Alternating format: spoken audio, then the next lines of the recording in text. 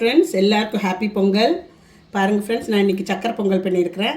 இது எப்படி பண்ணுறதுன்னு ஸ்டெப் பை ஸ்டெப்பாக உங்களுக்கு காமிச்சு தரேன். நீங்களும் இது மாதிரி வீட்டில் ட்ரை பண்ணுங்க.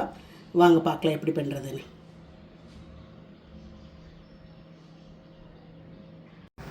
அஸ்ஸலாமு அலைக்கும் ஃப்ரெண்ட்ஸ், வணக்கம். Welcome to Rahmi's kitchen.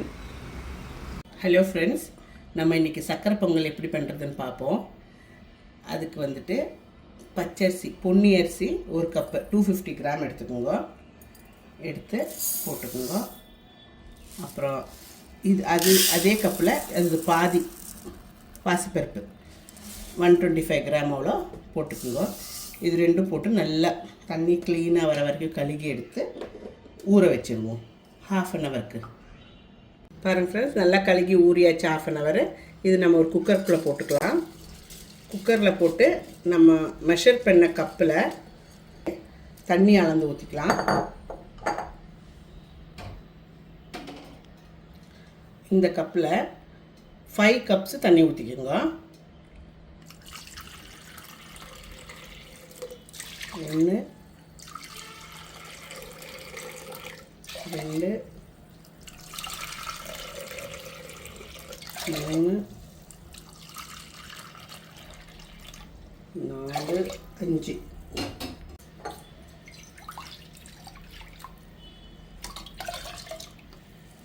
இது குக்கர் வச்சு விசில் வச்சிடலாம். ஒரு 5 விசில் நம்ம கொடுத்துடலாம். இது நல்லா வெந்துடணும். வெந்த பிறகு ஃப்ரெண்ட்ஸ், நம்ம வந்து வெல்லம் உருக்கிக்கலாம். வெல்லம் வந்துட்டு இந்த கப்பில் 2, நம்ம எந்த கப்பில் பருப்பு எடுத்தோமோ அது கப்பில் 2 கப்பு எடுக்கணும். நான் ஒரு கப்பு தான் எடுத்துகிட்ருக்கிறேன். ஆஸ் யூஸ்வலாக எப்பவுமே சொல்கிற மாதிரி தான், எங்களுக்கு சக்கரை கம்மி தான் நாங்கள் யூஸ் பண்ணுறதுனால. ஸோ இது ஒரு கப்பு எடுத்துகிட்டு இதில் எதாவது தூசெல்லாம் இருக்கும் இல்லையா, அதனால உருக்கிக்கலாம். இது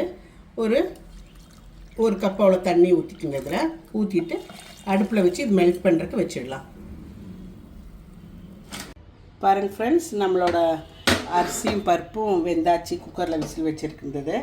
இது வந்து இப்போ நல்லா ஸ்மாஷ் பண்ணிக்கணும். இல்லாட்டி நம்ம வெள்ளை ஊற்றிட்டா ஸ்மாஷ் ஆகாது. ஸோ இது ஃபஸ்ட்டு நல்லா ஸ்மாஷ் பண்ணிக்கணும். வெள்ளை ஊற்றிட்டு அது அப்படியே முழிச்சிக்கும். ஸோ நல்லா உடைச்சிட்டு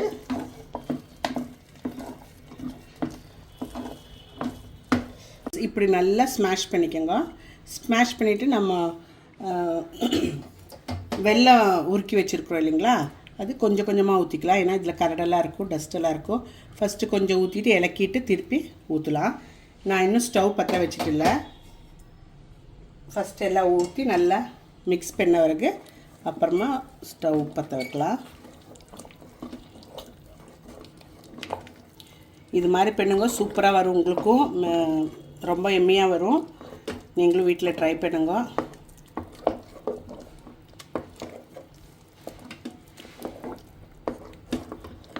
பாக்கி இருக்கிறது ஊற்றிக்கலாம்.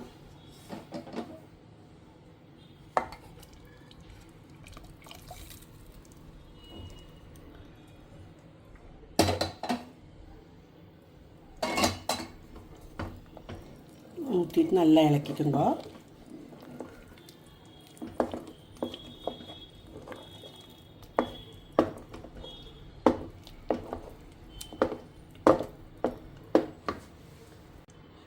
கொஞ்சம் ஏலக்காய் பிடிச்சி வச்சுருக்கேன், அது போட்டுக்கலாம்.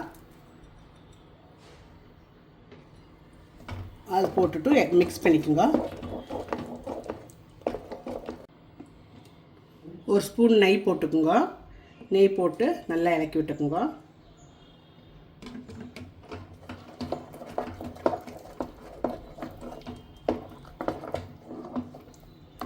இப்போ நம்ம ஸ்டவ் பற்ற வச்சுட்டு சிம்மில் வச்சுக்கலாம்.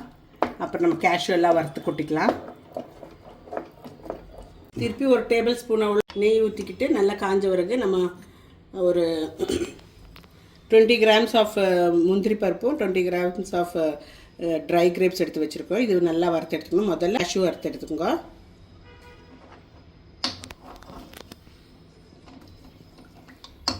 கேஷ் நல்லா ப்ரௌன் ஆகிற மட்டும் விடுங்க ஃப்ரெண்ட்ஸ். நீங்கள் தேவைப்பட்டால் தேங்காய் இருக்குது இல்லைங்களா, கொத்திட்டு சின்ன சின்னதாக கொத்தி போட்டுட்டு அதுவும் வறுத்து கொட்டலாம். ரொம்ப ரொம்ப எம்மியாக இருக்கும். இல்லை கேஷ்யூவும் ட்ரை கிரேப்ஸ் மாத்திரம் போதுனாலும் அதுவும் அப்படியே செய்யலாம்.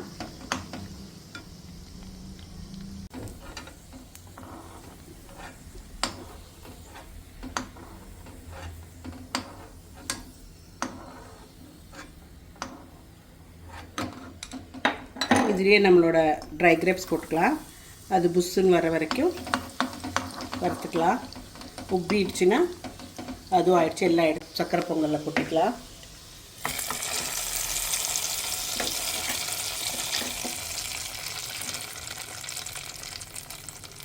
கொட்டிட்டு நல்லா இலக்கிக்கோங்க.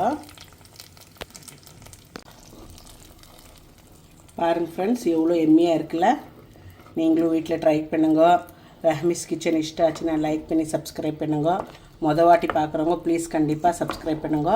மீண்டும் அதர் வீடியோன்னு உடன் உங்களை சந்திப்போம். தேங்க்யூ. Take care. பாய்.